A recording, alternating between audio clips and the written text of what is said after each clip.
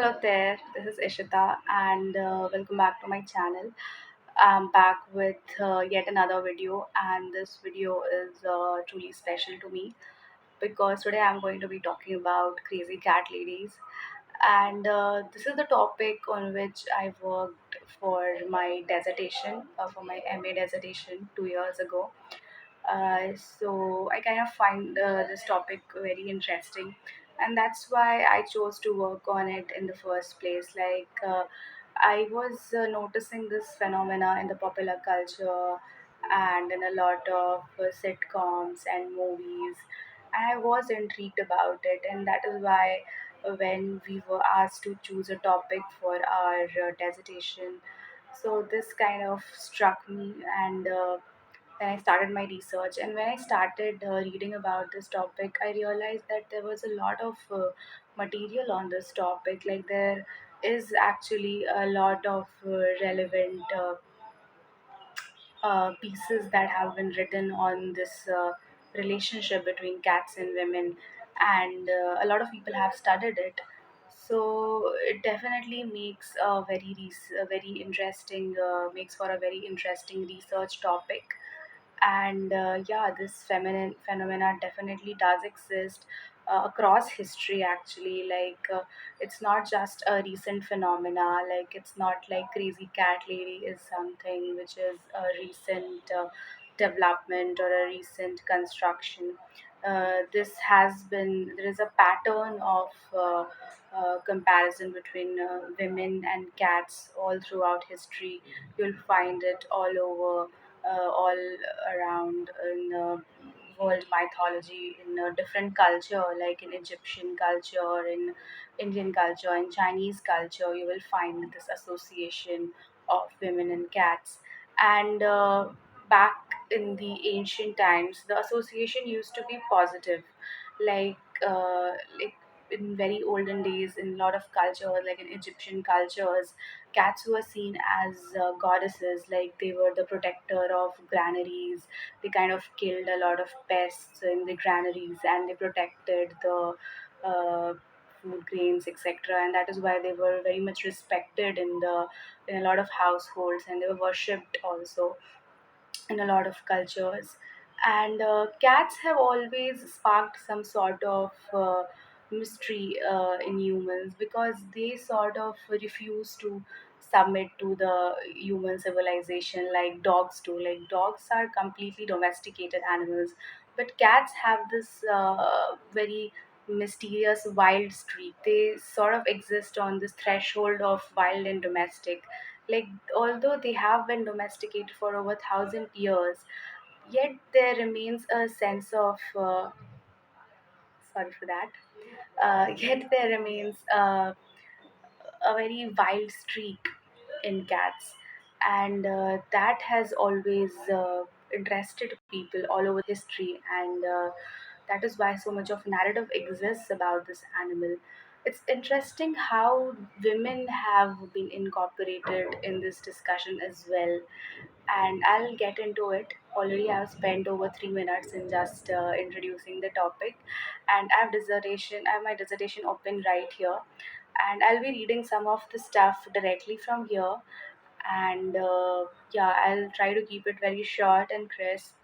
I don't want to make it very long because although there's a lot of stuff to talk about, I made a very long research. It ran for like 10 pages, I guess. But yeah. So anyway, so now that I was discussing about cats as goddesses topic, so let me first talk about that. So I'll be reading directly from my paper, some 2 3 lines. So so the cat as an animal has been a mysterious presence to the human civilization, standing between the threshold of wild and domestic. Cats have been domesticated more recently as compared to dogs. In the ancient times, they became the protector of granaries, and they prevented famines by killing the mice. Their role as the protected earned cats a degree of reverence and a goddess like stature. The goddess Bast in the ancient Egypt was widely worshipped as the protector of home and hearth, and as the keeper of women's secret and childbirth. In Norse mythology, goddess Freya was worshipped as the goddess of beauty and strength, and her chariot was led by two cats. Even in India, like Mother Goddess Durga is shown to be enthroned on a larger member of the cat family, that is the lion. So these ancient goddesses were actually hailed as the creator and the protector of the natural world, and their feline companion also seems to exude the similar sort of autonomy, mysticism, all of that. So this was sort of a very positive. This association began with a very positive connotation. It used to be like cats and goddesses seem to be uh, always visualized together in a lot of cultures, and it's interesting that it has been happening. It used to happen in a lot of cultures who were very different from each other, like Egypt and India, yet they had this narrative about cats and goddesses. However, the narrative started sort of changing in the Middle Ages. Like in the Middle Ages, with the rise of Christianity and all of that, there was a rise of the narrative around witchcraft as well. So a lot of women were being seen as witches who were seen as deviant women because they were existing outside the bonds of patriarchy. Like they were not getting involved in the matrimony, and they were not getting involved in childbirth and all of those conventional things.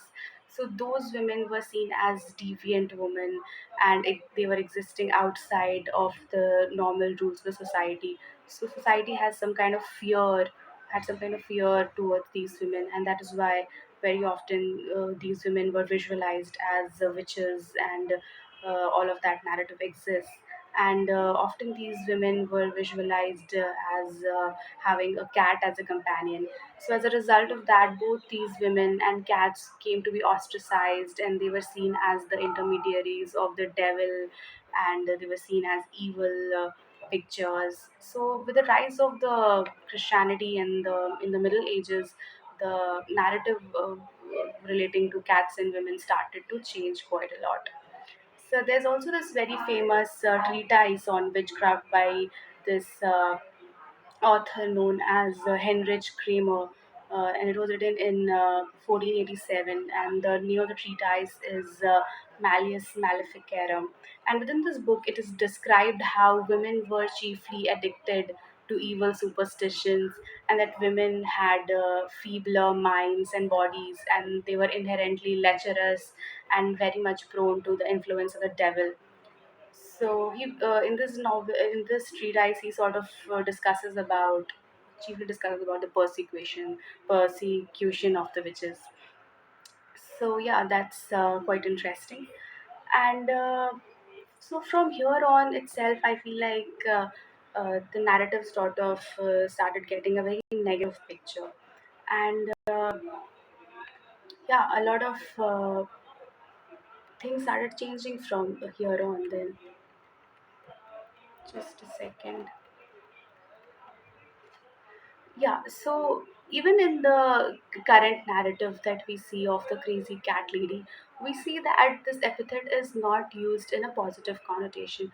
This term is often used for women who are single or who are spinster, and someone who has had a very high powered career early in the life, and as the result of that, she's facing some sort of very major burnout, and she did not get involved in any romantic association with a man, did not get involved in childbirth, and therefore she is childless, and that is why the sole companions in her life now are cats. And that is why there's a lot of fear that is created among women who have this fear of becoming a cat lady if they don't get married after a certain age. So there's this very interesting episode in Gilmore Girls as well, like where Lorelai has recently broken up with a boyfriend, and there's like next morning when she wakes up, there are two cats in her on a porch, and the moment she sees them, she freaks out. There's a freak out, and she's like, "Why are you here? Like I'm still a viable commodity. I'm still desirable. There's still hope that I might get married and I might have the conventional uh, life of a woman, and so I'm not a crazy cat lady yet, so go away." So So that reveals that this fear definitely exists in our mindset. Like, yeah, we might become a crazy cat lady if we don't do certain stuff, if we don't check those lists, if we don't check those boxes of being a ideal woman. So that's there, and sorry, a lot of stuff happening today. So that was one thing. And this comparison has existed in different ways in history. Like, first of all, in witchcraft, obviously, it's there. And also in the 19th century, in the 1920s, a lot of suffragette women of the America were also compared to cats. In a lot of cartoons, they were depicted as cats. They were made fun of, and they were called as suffragette cats. And sometimes even men were represented as cats who were working in home because their wives were actually not at home because they were outside of the house protesting for getting votes, and that is why men had to stay back and look after the babies and other household chores, and the cat in that case represented their lost masculinity. So yeah, this narrative has existed all over, like from goddesses to witches to suffragettes, and also in the Victorian era, old maids were often seen to have cats as companion as well. So the crazy cat lady is only the most modern manifestation of this age-old biases that society has towards both women and cats. So I also want to discuss a few more stuff on this topic, but I feel again this video has gone on for very long. I'll make a part two of this video because there's a lot to discuss. My dissertation is pretty long, and I have not touched a lot of interesting stuff. Like, I want to discuss about some very famous cat ladies like Eleanor from The Simpsons and Angela Martin from Office. And I also wanted to talk about ageism and how feminism needs to kind of broaden its scope and be less anthropocentric and involve cats in its within its scope. So all of that I talked about in my dissertation, and I also want to discuss here. So yeah, so this would be it for this video, and I'll be uploading a part two as well, maybe after a few days. So please stay tuned, and I hope you're liking this topic. Please let me know if you like it, and yeah, like, share, subscribe, and I'll see you very, very soon. Bye.